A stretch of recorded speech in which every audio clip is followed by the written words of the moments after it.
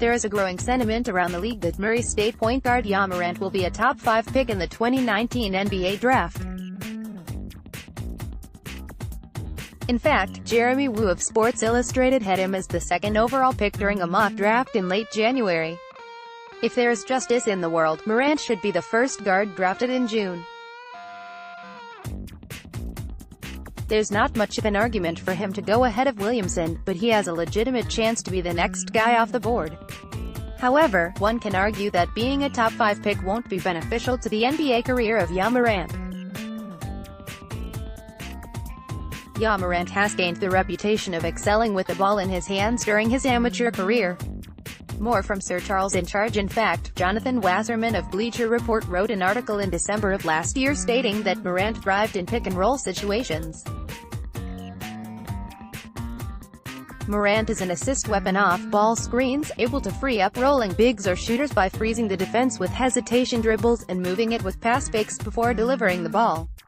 At the time of this article, he was averaging 1.10 points per possession, which put him in the 70th percentile.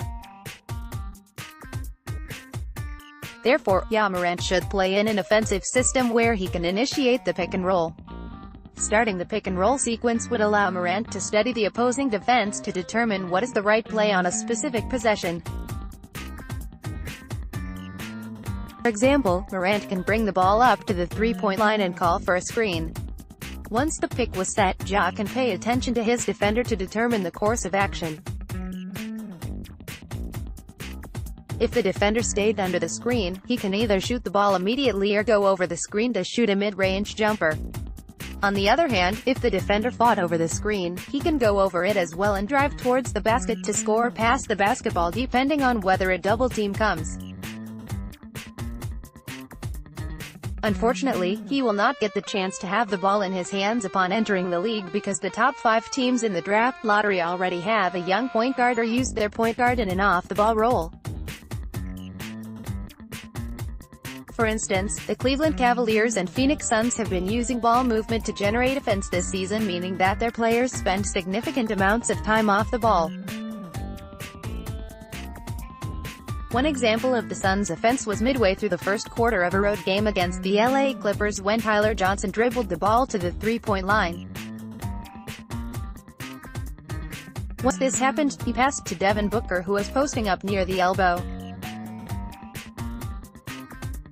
Booker proceeds to turn around and immediately pass the ball to DeAndre Ayton, who was posting up on the low block. Ayton decided to shoot a turnaround jumper to end that possession. Conversely, one example of the Cavs was early in the first quarter against the Los Angeles Lakers. Cedi Osman walked the basketball to the three-point line and passed it to Sexton, who was standing between the elbow and wing. Sexton immediately gives the ball to Tristan Thompson, who is standing just above the free throw line. Thompson proceeded to wait until Cedi came back towards the ball to start a dribble handoff sequence. Once Osman received the ball, he drove towards the basket and made a heavily contested shot. Not only would Ja Morant have to spend time off the ball in Cleveland and Phoenix, but he is also going to face a similar problem if he gets selected by the Chicago Bulls. Chicago currently has their starting point guard Chris Dunn spending a significant amount of time off the ball in the role of bystander, spot-up shooter.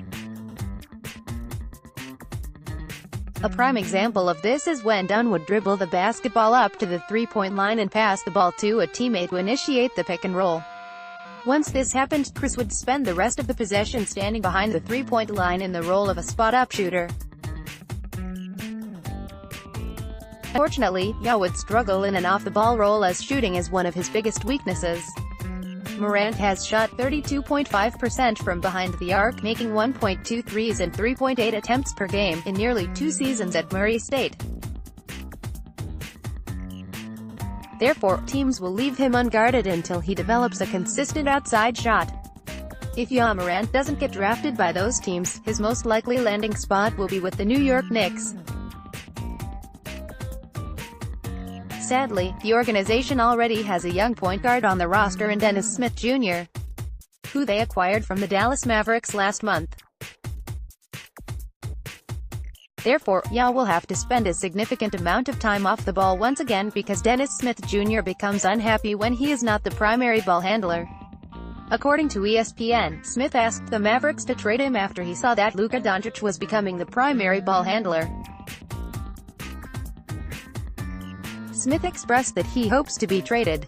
Sources said Smith was frustrated with his role and had friction with Carlisle since Rookie of the Year frontrunner Luka Doncic seized the reins of the offense. The only way New York trades Smith this offseason is if they can sign Kevin Durant and Kyrie Irving to maximum contracts. Unfortunately, those signings increase the likelihood that Morant is put on the trading block as the organization will try to acquire a third star.